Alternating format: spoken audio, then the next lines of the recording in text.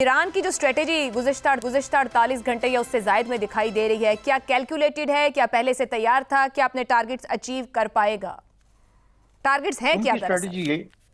جی ان کی اسٹریٹجی تو یہی تھی اس امریکہ اور اسرائیل کو اس حملے سے باز رکھا جائے، اور اس کے لیے انہوں نے واضح کر دیا تھا کہ اگر آپ ہم پہ حملہ کریں گے تو ہم مشرق وسطیٰ کے باقی ممالک پہ حملہ کر دیں گے، جو کہ انہوں نے کر دیا، اس امید کے ساتھ کہ یہ ممالک پھر پریشر ڈالیں گے امریکہ پہ کہ وہ ایران کے خلاف محاذ نہ کھولے اور حملہ نہ کرے۔ تو یہ تو ان کی سوچ تھی ایران کی۔ پھر اس کے بعد ایران کے پاس جو کچھ تھا، جو کچھ ہے، وہ اس وقت چلا رہے ہیں، اور اس وقت وہ دبئی کے اوپر اور قطر پہ تو خاص اتنا نہیں، لیکن دبئی پہ بہت زیادہ پریشر رکھے ہوئے ہیں۔ باقی بھی کچھ بیسز کے اوپر انہوں نے اٹیک کیا ہے وہاں پر جو مختلف ممالک میں مشرق وسطیٰ کے۔ اب اس سے کس حد تک وہ ان ممالک کو مجبور کر پاتے ہیں اس نقصان کے ساتھ کہ جو وہ بننے جا رہے تھے اکنامک طور پر، معاشی طور پر، جو ان کے اہداف تھے، چاہے وہ سعودی عرب تھا چاہے وہ یو اے ای تھا، وہ کس حد تک اس سے گھبرا کے پھر سے امریکہ کے پاس بھاگتے جائیں گے کہ اس جنگ کو روکا جائے۔ میرا خیال ہے امریکہ ان کی بات اگر وہ جائیں گے بھی تو سنے گا نہیں، کیونکہ یہ ہوگا نہیں۔ دوسری بات، میرا نہیں خیال کہ اگر کسی کو مجبور کیا جائے کہ وہ بھی شامل ہو جائے اس جنگ میں اور جنگ بڑھتی ہوئی نظر آئے، یعنی ایران کی کوشش دوسری یہ ہوگی کہ جنگ کا دائرہ بہت بڑھا دیا جائے اور یہ ایک مڈل ایسٹ کی بڑی وار بنتی جائے اور اس کے اندر تمام ممالک یا زیادہ سے زیادہ ممالک شامل ہو جائیں، تو پھر بھی ایک پریشر جنریٹ ہوگا جس کے اندر کہ پھر تیل اور اس کے بعد ترسیل اور جو آپ نے بڑا اچھا ذکر کیا 2-3 چیزوں کا، یہ سب افیکٹ ہوں گی اس چیز سے۔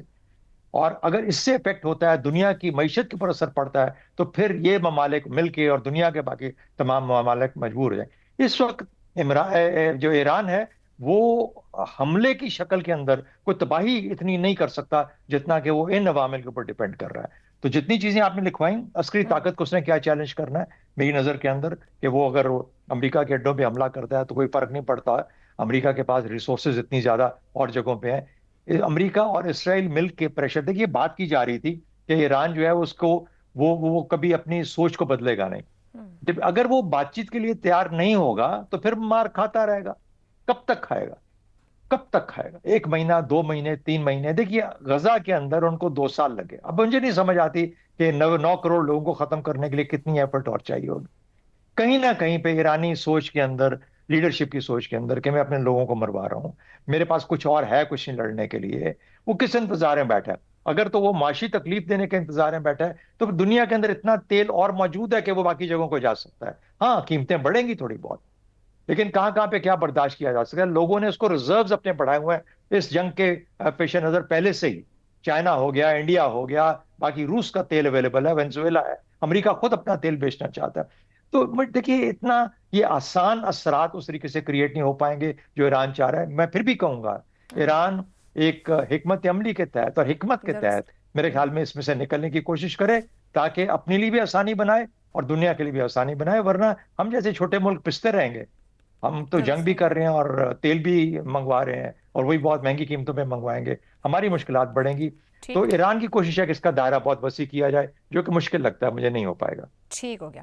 عامر صاحب، یو اے ای، قطر، بحرین پر حملے ہیں، آبنائے ہرمز کو بند کرنا ہے، عالمی توانائی سپلائی کو متاثر کرنا ہے، عالمی منڈیوں میں ایک ایسا طوفان ہے جو کہ بازگشت ایشیا سے یورپ تک سنائی دے رہی ہے۔ کیا ایران جس کو باہر دھکیلا گیا عالمی معاشی نظام سے، اب وہ اسی نظام کو چیلنج کر کے اپنے مقاصد حاصل کرنا چاہ رہا ہے؟ کیا کر پائے گا؟ کرنا چاہ رہا ہے، کر پائے گا یا نہیں کر پائے گا آشا یہ تو وقت ہی بتائے گا، لیکن اس کے پاس اور کوئی چارہ ہے نہیں ہے ایران کے پاس۔ وہ پہلے سے جب یہ بلڈ اپ سارے کا سارا شروع ہو رہا تھا، وہ اس وقت بھی اس کا یہی کہنا تھا کہ ہم براہ راست امریکہ تک تو پہنچ نہیں سکتے، لیکن جہاں جہاں ہمیں ان کے اڈے ملیں گے، جہاں جہاں ان کی تنظیمات ہوگی، وہاں ہم حملے ضرور کریں گے۔ ایک طرح سے یہ ایران کی طرف سے بھی اعتراف تھا کہ اس جنگ کے اندر ہم جیتنے کے بارے میں اگر نہ بھی سوچیں تو ہم ہارنے کی ٹرم جو ہیں وہ اپنی مرضی سے ہم اس کو ڈیسائیڈ کر سکتے ہیں، اور اب وہ بالکل ایسے ہی کر رہا ہے۔ اور اس سے دیکھیں امریکہ کو اس وقت میں نہیں سمجھتا ہوں کہ ان کو کوئی گلوبل اوپینین کی پرواہ ہے یا یہ دنیا اکٹھی ہو کے، دیکھیں غزہ کے اندر جب آپ نے 70,000 بندہ مار دیا اور جس میں سے 35-40 ہزار جو ہے وہ عورتیں اور بچے تھے اور دنیا اس وقت کچھ نہیں کر سکی، تو ایران کے اندر اگر آپ 1,00,000-1.5 بندہ مار دیں گے تو دنیا کتنا پریشر بلڈ اپ کر لے گی اس کے اندر. ان کو ایران کی جو کوشش ہے کہ جتنی انسٹیبلٹی اس ریجن میں اور اس سے دنیا کی ٹریڈ جس طرح سے ڈسٹرکٹ ہوتی ہے، اس سے ڈونلڈ ٹرمپ کے اوپر انٹرنل پریشر امریکہ کے اندر پڑے. ابھی بھی کوئی وہاں پر ہمیں ایسی انڈیکیشن نہیں ملتی ہے کہ 100% ان کے اس فیصلے کے پیچھے ہیں پینٹاگون یا اسٹیٹ ڈپارٹمنٹ یا کانگریس فار دیٹ میٹر. اور لیکن ظاہر ہے کہ جس طرح کا وہاں پر نظام ہے، ایک دفعہ صدر نے فیصلہ کر لیا تو کوئی فوری طور پر کھل کے اس کے خلاف نہیں بولے گا.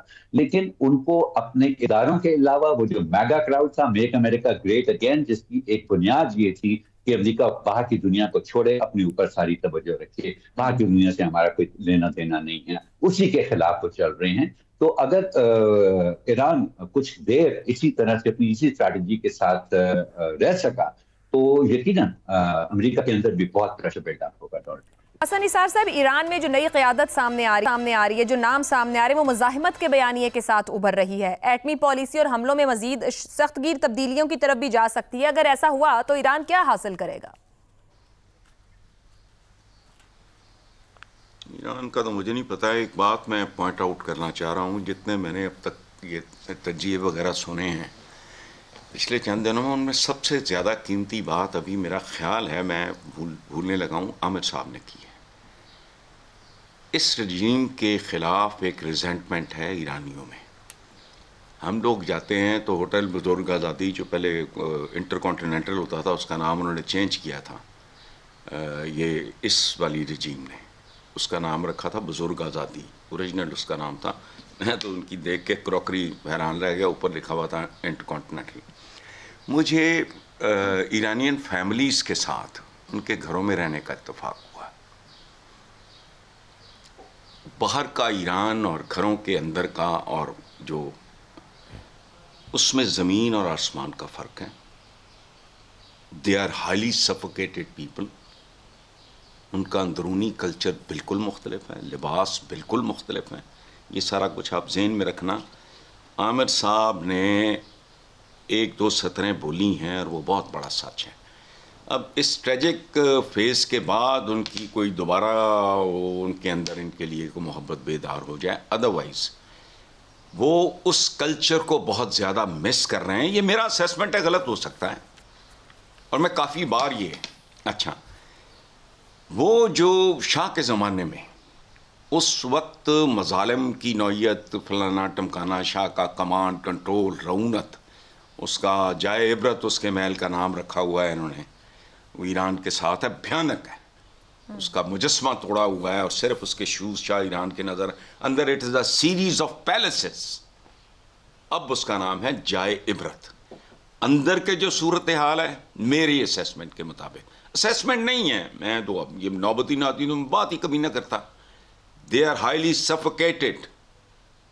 یاد رکھنا پہلی بات. دوسری بات، مقاصد حاصل کر پائے گا تو مائٹ از رائٹ. بھائی یہ کون سا سوال ہے؟ وہ ایران کے پاس مائٹ ہوگی تو مقاصد ہیں. مقاصد ہیں کیا؟ اقتدار میں رہنا. وہ کیا چاہ رہے ہیں؟ Regime change. تو موٹی سی بات ہے. اچھا مائٹ از رائٹ. اگر مائٹ ہے مقاصد پورے ہو جائیں گے، دے ول کنٹینیو. نہیں تو عربی محاورے کا ترجمہ سن لو. کمزور کا غصہ ندامت اور شرمندگی پہ ختم ہوتا ہے. بس ٹھیک ہو گیا جی. تھینک یو عامر صاحب، آپ نے بہت پتے کی بات کی ہے.